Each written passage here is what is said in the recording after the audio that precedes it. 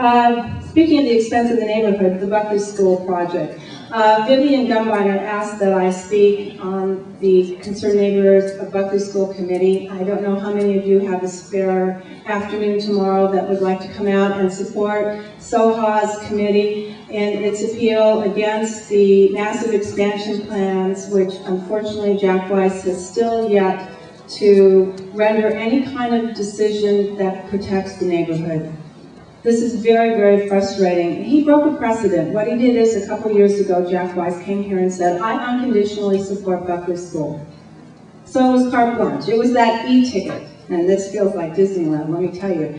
And as a result of that, the school has taken a position of, well, you know what? We'll give the neighbors lip service, but we're really not going to compromise. So 15 minutes of a phone conversation with Jack after a year passing since the last serious dialogue, and numerous hours of meetings and negotiations and emails, and he still hasn't made up his mind what he's going to do to protect this neighborhood, if anything at all. The one thing definitive I did hear is today that he still supports the school. Well, you know what? So do we. Everybody wants good education, good places for our children to go to during the day to get what they need. However, it can't be done at the expense of the neighborhood. There has to be a balance. And we're looking to our council member to be that white knight.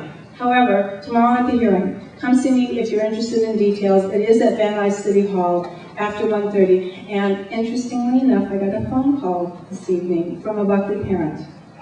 They need some help in mobilizing, because there are not all Buckley parents want that big development up there. I also found out that the school's raised its tuition to $35,000 a year. So clearly money an issue, but more importantly, it's about a balance.